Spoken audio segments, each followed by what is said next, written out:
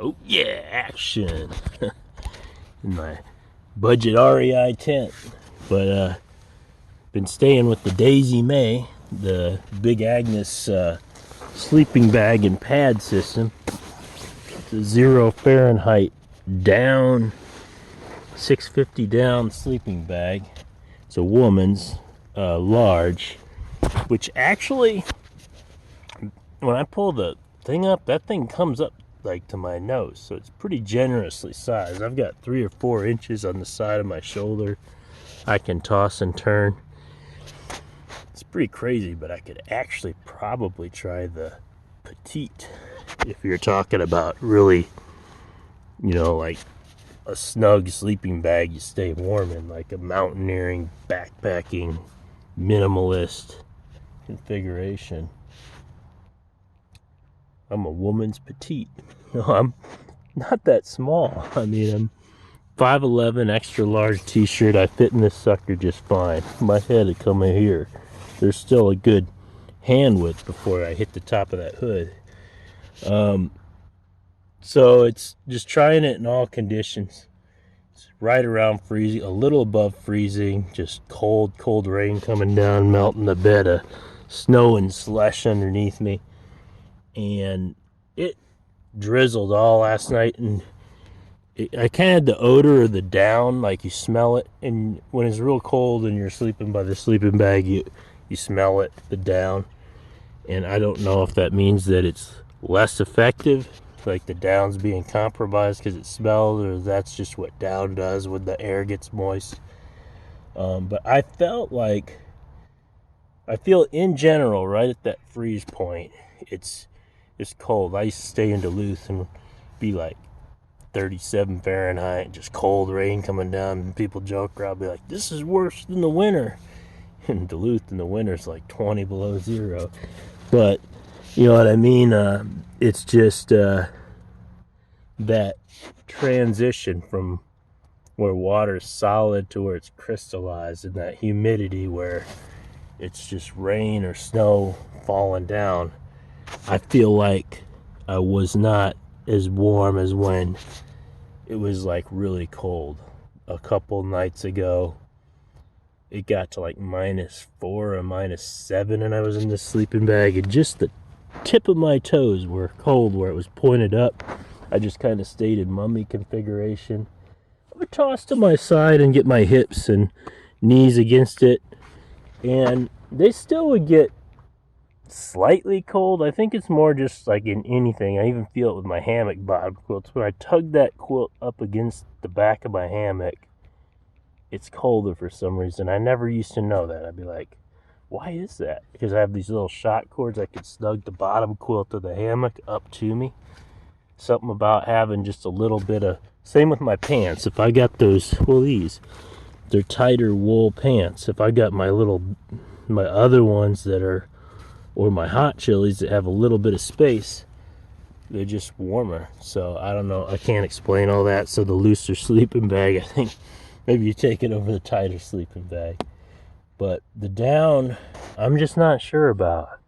A lot of my stuff is down, and I'm just getting to the point where one of my first things was a Big Agnes synthetic sleeping bag, and for what it said like 40 Fahrenheit on the side, but it was really warm. I'd take that thing down to like 27, 31 Fahrenheit and still be alright. It'd be more like the bottom side of me was compromised just because of my pad before.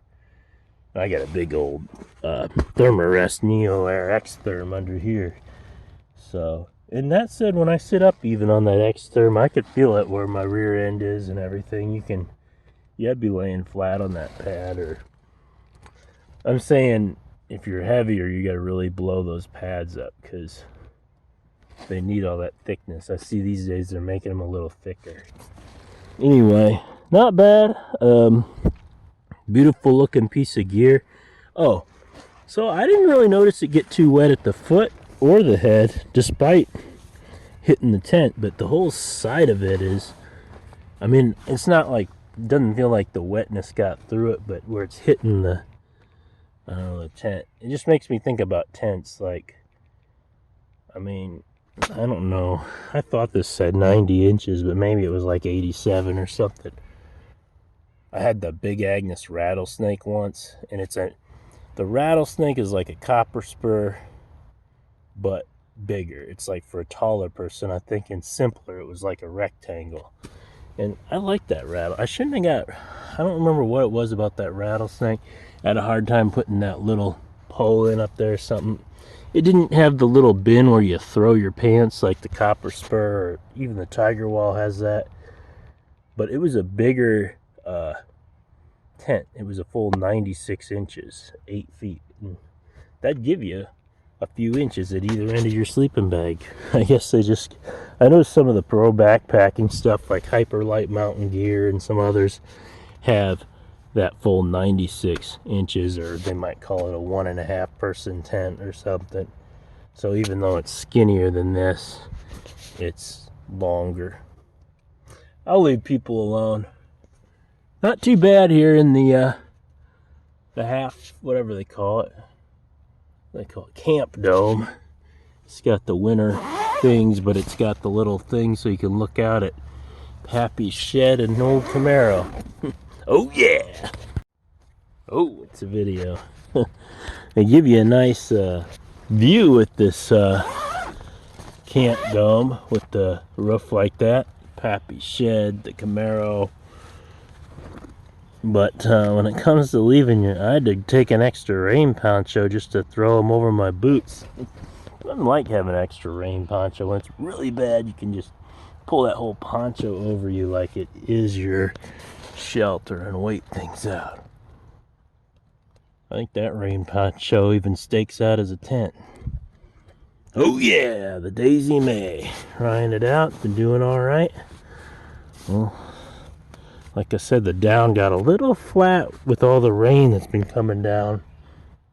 I don't smell the duck down now, and the rain is no longer coming down, so maybe that's just a thing. Alright, yeah, making some tent notes. The only place where a tiny bit of water was coming in, I think, was along this edge where you can kind of see there were a couple little spots where water eventually, in the rain fly, it doesn't have a little tie out right there, and it doesn't go all the way to the ground. Granted, this is a $44 tent, so I just was walking around. Where has the water come in? It come in a little bit there, and yeah, there's a tiny bit there. So that's a testament to the rain fly going all the way to the ground.